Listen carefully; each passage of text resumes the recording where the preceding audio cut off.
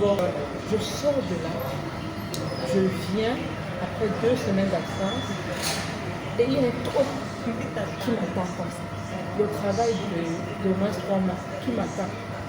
Mais j'étais tellement sortie de là avec la niaque, la haine. Non, je suis gonflée à bord. Du coup, j'étais zen, j'étais tranquille. Mon patron me regardait, je vais voir celle-là. Et le même jour, dès que j'ai attrapé tout ça, le même jour, à la fin de la journée, je lui ai sorti 27 lettres. C'est-à-dire qu'à la fin de la journée, entre les réunions, parce que chez nous, il y a la réunion, entre les réunions, je lui avais sorti 27 lettres. Si je suis en réunion, je suis déjà avec mon assistant chat du petit, je lui ai demandé de le faire, il a déjà fait, il a déjà fait. C'est mon assistant. C'est-à-dire mon boss est surpris que si on finit la réunion, ou bien alors un conseil à 15h, avant 17h, je vais lui ramener son rapport, son procédure de signer. Et rien que ça, c'est un énorme plus. C'est vrai, j'ai conscience que je n'ai pas déroulé tous les outils. Mais rien que le fait d'avoir celui-là, et je suis encore à la version gratuite, et je ne suis pas encore à la version payante, il m'a demandé.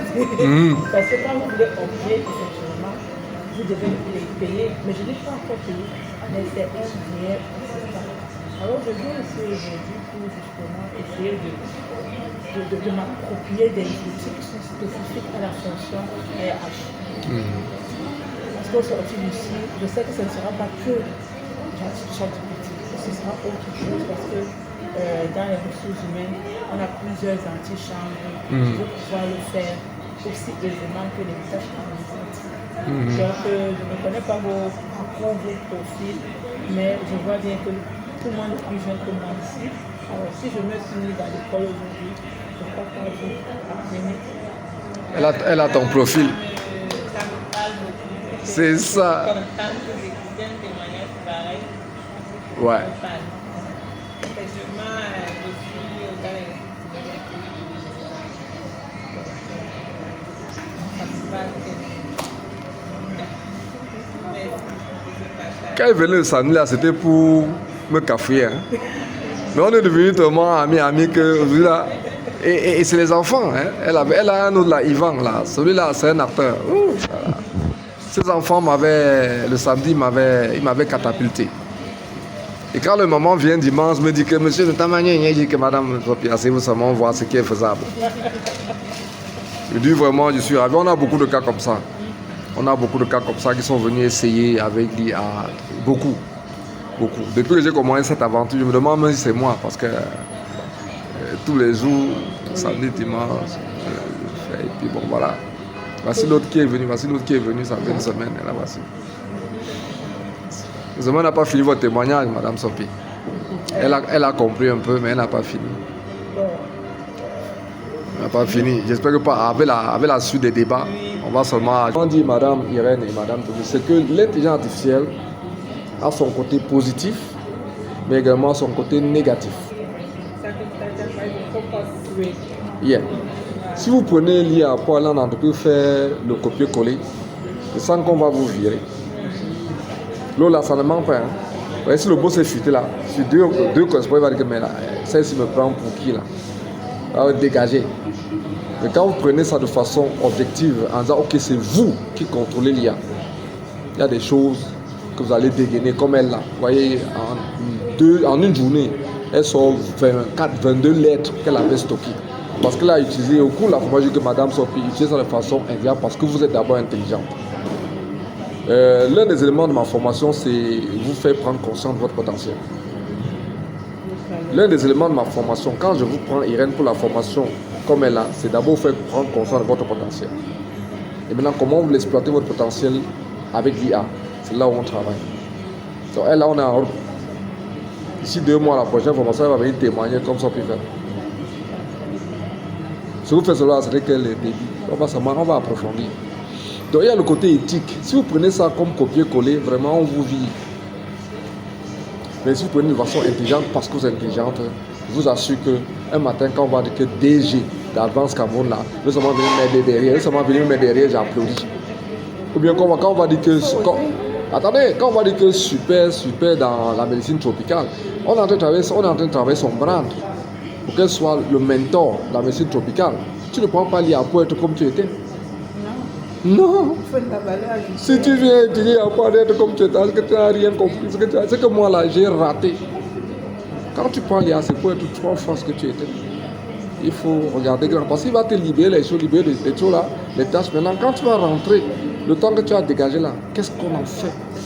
Ça, c'est le côté enjeu de l'IA. Et le côté éthique, c'est que avec l'IA, tu peux faire du mal. En tant que responsable des ressources humaines, tu peux dire à l'IA de t'inventer une affaire sur un employé, tu le vis. Et il le fait. Il le fait. Tu peux même voir le nom de Wandera, il a vraiment dit qu'il a volé. Il va te décrire les circonstances de Wandera. Quand tu vas me comme ça au comité, on va virer Wandera. J'ai un cas pratique à ce sujet. Voilà. L'entreprise a décidé d'envoyer une partie du personnel en congé technique suite aux événements post-électoraux. Tout à fait. On a eu beaucoup de troubles et étant situé dans une zone qui a été qualifiée de dangereuse parce que l'aéroport, on était fiché à l'international. Donc, sur 6 mois, on a annulé tous les événements. Du coup, l'entreprise se dit que je vais payer le salaire. Ils sont un peu libres. Et on va dire, boss, prépare-moi un dossier là-dessus pour les congés payés. Est-ce que les personnes vont comprendre que ce n'est pas une affaire personnelle? C'est très difficile. Ouais. Je suis allée voir mon assistant et j'ai posé le problème parce que les enfants m'ont appris ce qu'ils ont appris de lui, la manière de faire même des comptes. Les gars m'ont dit, maman, tu n'as pas bien posé la question. C'est grave à la maison. Que voilà, il faut poser au fur et à mesure de la fille.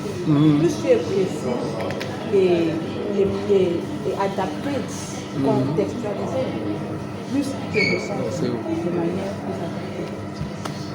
Alors je pose le problème. Moi, je ne sais pas par quel bout commencer. Je connais la législation, mais sur un plan humain, comment ramener ça pour que ça passe directement? Parce que lors de cette consultation, c'est le RH qui va parler. La direction va se mettre, même si c'est la direction de la gestion, de manière harmonieuse, de manière à ce que le dialogue social soit préservé, de manière. Je dis, au bout du compte, j'avais quelque chose de clair et de certain, d'humain. Et même c'est-à-dire que, honnêtement, quand on voit les noms qui ont été mis il y a 3 là. Si tu peux t'en les 3, t'en les 3. Ça décore un peu le point. Mauvaise foi. Parce que face à l'inspection du travail, il y a ces plaintes. Ils ont posé la question, est-ce que vous êtes conscient de ceci, de cela? Parce qu'on va garder les plus performants. Bien sûr. On doit garder les plus performants. Bien sûr. Alors, et même en termes de calibre, on ne va pas garder un manager qui a lui seul pour 5 personnels et on vide 6 personnels et pour le garder, il ne va pas faire le travail de 6 personnes. Donc, c'est lui qui m'a montré toutes ces subtilités que le code du travail n'a pas prévu, que le décret sur les congés techniques n'a pas prévu. Et j'ai mis ça en avant et tac, mon numéro était là, avec les chiffres, j'ai avancé. Moi-même, quand je prenais la parole, j'étais fière. Alors, quand je finis de parler, le gros, c'est que la RH a tout dit, bon, je ne sais pas, on va juste un peu échanger. Et j'ai tenu le même discours, jusqu'aujourd'hui, je tiens le même discours. Vous voyez, donc on dit qu'effectivement, il faut le prendre de manière intelligente. Tu copies ce qu'il te donne, mais tu adaptes. Sinon, si ton boss est intelligent, ça veut dire qu'il connaît ça. Ça veut dire qu'il sait que tu peux prendre la main. Il ne faut pas aller prendre ça et frapper directement. Donc, tu prends, tu adaptes. Et alors, tu lui donnes les éléments adaptés. Quand je lui parle, lui, il sait déjà, c'est mon assistant. Il sait déjà que je suis dans un hôtel squat. Il sait déjà que je suis. Donc, il faut adapter. Même les enfants à la maison, moi, les maths de leur, il y a dit, elle s'est de mon maison. Mon assistant est devenu aussi le répétiteur. Mais Je leur dis, moi-même, je leur dis, que posez-lui la question, à lui demandant de ne pas vous payer les efforts. Donc,